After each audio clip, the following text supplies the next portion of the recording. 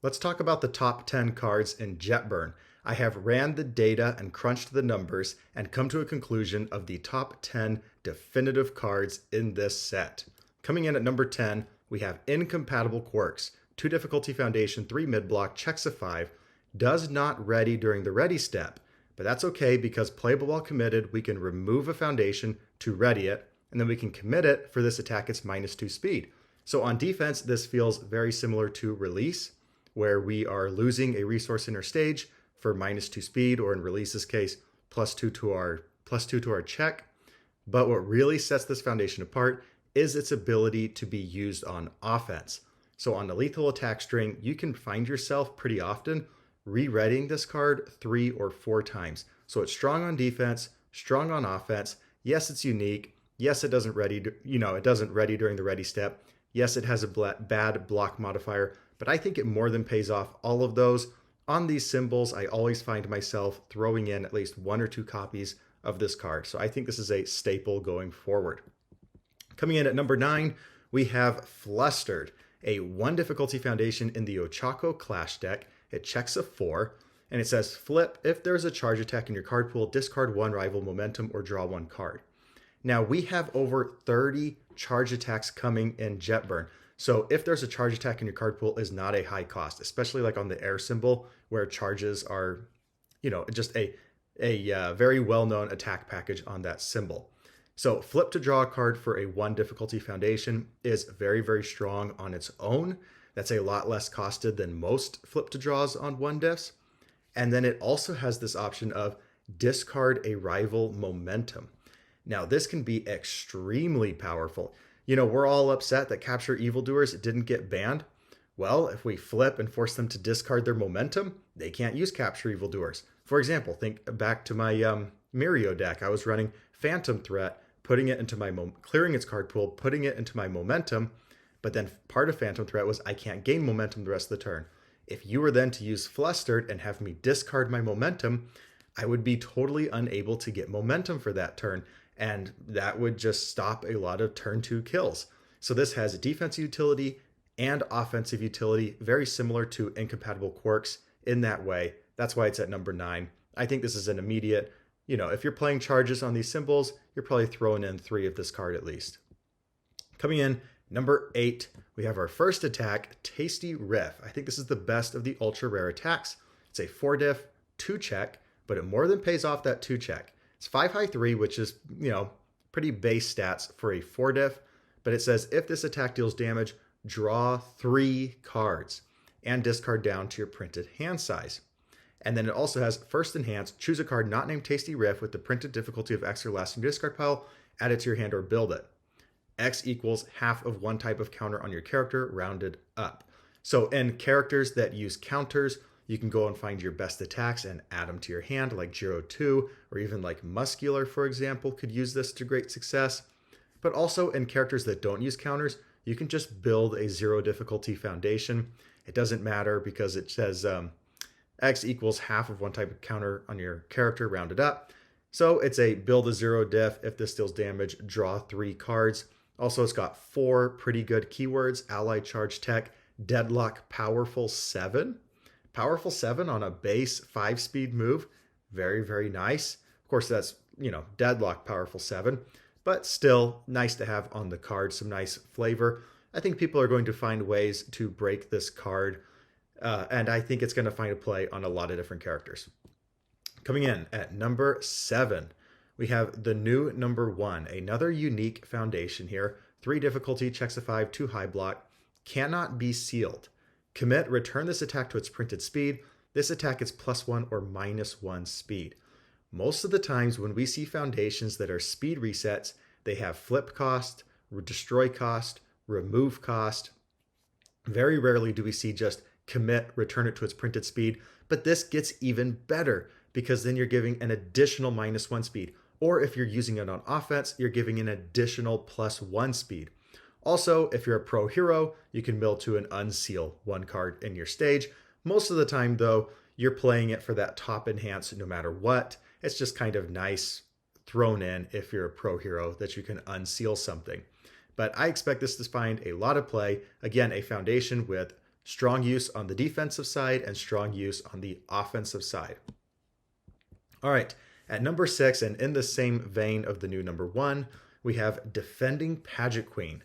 2-diff, checks a 5, 3 high block, reduce this attack speed to 1. So this is a speed reset where it does have a remove cost, but it's not just a speed reset, it's taking the speed all the way down to 1. A lot of times you can use Pageant Queen when you're almost fully committed out and you just need that one last block. So I really like this card. I admit this is the card in this top 10 that I'm not quite sure about. I might be overrating it. Are we in a meta right now where speed hate matters, or are we in a meta right now where just having all these cards to block matters and disruption matters because your opponent is just trying to play a million attacks? So, number 6 and number 7 are both speed hate cards. New number 1 also has the benefit of being able to be used on offense, whereas Pageant Queen, you're probably not doing that, even though you can if you want to. But reduce this attack speed to 1. Very, very strong. I think we're going to see a lot of this card. If you're on these symbols, you're probably throwing in 2 Pageant Queens into your list for defense. All right, that's the bottom half of the list. Now we're into the top 5. Coming in at number 5, we have Quick Response, another Ochako Clash Foundation. Ochako Clash Deck Foundation. 2 difficulty, 3 low block, checks a 5. Destroy 1 foundation. This high attack gets 2 speed. Deadlock Enhance, change the zone of your attack. It gets +1 speed. First off, that's insane deadlock. And a lot of times you want to have a good number of your foundations having deadlock. So change the zone of your attack, repeatable on every single attack for free. It gets +1 speed. That's insane right there. But really, the top enhance, destroy a foundation, your high attack gets +2 speed. So if you're playing, a lot of high attacks, you can potentially be getting 6 or 8 speed over the course of a lethal attack string. That's just nuts, especially like on the air symbol where you're having cards like Home Run Comet, for example, where the main weakness of Home Run Comet is that it's only 3 speed, and now you just destroy a resource and say now it's 5 speed. I think we're going to see this a lot. One with Nature was banned. You were discarding a card for your opponent to get +2 to their block modifier. Basically, you were discarding a card for +2 speed and it was repeatable. Here, once again, we're seeing a 2-diff, 3 low block foundation where you're getting repeatable +2 speed. It's a little more gated. You're destroying a foundation. It's only for high attacks. Still very, very strong. We're going to see a lot of this card. And these are very strong symbols, especially air and earth. You'll notice that I think 7 of my top 10 cards have the earth symbol. I don't think that symbol needed all this support, but it got it. Coming in at number 4, let's stick with Ochako. We have the Secret Rare Falling Skies, 3 high 5, 1 low block. It gets +1 speed and +1 damage for every printed high in your card pool. So by itself, this is a 4 high 6, because even if this is the only card in your card pool, it's going to get +1/+1. It's a 4 high 6. That's the stats of a 5-diff attack. So that's already solid stats. But then it also gets this first enhance. This attack gains throw. No more attacks can be played this turn. So we can put this in all sorts of characters that are giving damage, right? So Ochako 4 can give 3 damage. Jiro can give damage for the cards in the card pool. Even like characters like on Water and Earth, for example, you can use like Ibarra and use this as your string finisher and it gets the +3 damage. There's all sorts of ways to get this damage and then you're giving it throw. That's just nuts. And a 1 low block doesn't even feel bad there. I'm not sure it's the type of attack that you run at a 4 of, but definitely at a 2 or 3 of, and Jiro and Ochako can absolutely just crack this card. All right, at number 3, we have Incredible Display, 2 difficulty foundation, checks a 5, 3 mid block. And the bottom response reads, commit after you block with the foundation, add it to your hand. And then the top response, commit, discard 1 momentum. After your rival plays a non-character responsibility, cancel it. That top response can sometimes be a game winner, an absolute game winner. But even when it's not online and your opponent's not playing powerful responsibilities, that bottom response is the main reason you're playing this card. Commit after you block with the foundation, add it to your hand. This gets really powerful on, for example, like Earth and Earth gets It Can't Be Fixed, a 1 high block. Or Life gets Tight-Lipped, a 1 mid block. Or Life gets Self-Sacrifice, a 1 low block. You block with these foundations with 1 block modifiers, commit this, and just pick those right back up. Feels very, very strong. I played a lot of Nejire during Undaunted Raid, and I would feel really good about my defense, except if I didn't get a Passing the Torch early or some sort of card draw, I would run out of cards, or I just would run out of the block zone. And this would have been huge for me, commit to just pick that block zone right back up. I think we're going to find this foundation seeing tons of play. And at number 2, we have Flash Fire Fist Hellspider, a common card in the set. A common at number 2. 4 difficulty, 3 high 6, mill 2, your attacks get +1 speed the rest of the turn. If you've cycled this game, your attacks get +1 damage. All of your attacks get +1 speed. So again, 4 high 6 on a 4 diff. That's the stats for a 5 difficulty attack. All of your future attacks get +1 speed. That's nutty. We got good keywords, Fury and range. We have a good off-zone block modifier. We have good symbols for these keywords. We're going to see a lot of Hellspider. I don't think I need to talk any more about this. It's not the most interesting card from a design perspective, but it's just good.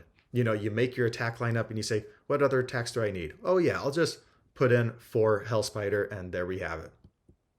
And at number 1, the best card in the set, and I don't think there's any debating this whatsoever, it is Fierce Wings, the secret rare for Hawks. 3 difficulty, action. I know it's red and orange, but it's an action. 3 difficulty, checks a 5, 2 high block. Remove, add 1 card with a difficulty of 3 or less from your discard pile to your hand. And then from your hand, you can remove, after one of your foundations is committed or destroyed due to a rival effect, build 1 non-unique foundation from your discard pile. All right, most of the time you're playing it for the top enhance, but the bottom response is incredible when it goes off, especially like on turn 2, and you just say, oh, you committed something? Yeah, I'll just go build, something that I checked on my turn 1 build. Feels very, very nice. But that top enhance, these are symbols where, for example, on Evil and Order, you can go and grab a Showdown. If your opponent played a high attack, you say, okay, I'll go grab Showdown. Or I'll go grab Barrier Shield, for example, and I'm going to get a Breaker 2 this turn. I'll go grab Futures now on offense, and I'm going to get to ignore Progressive. You're on the good symbol with Jiro. I'll go grab Futures now. Finish off with this massive Cannon Blast. You can even use it to go grab attacks, like on the evil symbol Tongue Tank. Just you need 1 more attack to find lethal. Go and grab a Tongue Tank. That can be your finisher that turn. Or you can use it on like the evil symbol to go and grab that foundation that when you block with it, you discard a momentum and your rival's checks get -1 for the rest of the turn. There are so many different ways that you can use this card. You can even just use it to get the block zone you need. You're playing Emirio and you need a low block. Play your Fierce Wings, go grab your 1 low block. This is an insane action. It's a very fun action to play too, because then you can get really toolboxy with your list. You can run like 4 copies of Fierce Wings, 1 copy of one, and then 1 copy of like 4 different actions, and just use the Fierce Wings to go grab whatever action you need. I find myself grabbing, what's that one that gives 5 damage? Why can't I remember things once I turn on my once I start filming? I can't remember the action, but it's the one where if you have 5 different symbols in your card pool, it gives +5 damage. Or if you block with it, your next attack ignores progressive difficulty and it's a 1 low block. I find myself grabbing that quite a bit. There's so many toolboxy things you can do. Go and grab a Twisty Surroundings for a Breaker 2. It's just nuts. We're going to see Fierce Wings everywhere. It's going to be the most expensive card in the set. This is the chase card, and it is just absolutely cracked. And that is going to do it for my top 10. My final thing I just want to say here is this top 10 was really, really hard to come to a conclusion on because this set is really, really strong. We are going to see a lot of new different play styles, a lot of new characters in the meta. You can see a lot of cards in here that I was generally considering for this top 10 list, like Vast Strength might be one of the best defensive cards. fiery confrontations. Sometimes a 1-diff just flipping for -1 to the check can make all the difference, and you get to pick when it happens at response speed. Velocity Rush is a great flash attack. Quark Expertise, making everything a high. Air Force style, debuilding your opponent at just a flip cost. And then on the Earth symbol, you can use like that Ochako Foundation from her Clash deck to just unflip it. Hero's Upbringing to seal your rival's character. There are so many good cards in this set. There is a ton of value here, but that is your top 10, and your best card in Jetburn is Fierce Wings. All right, guys, that is going to do it for me. I will see you next time.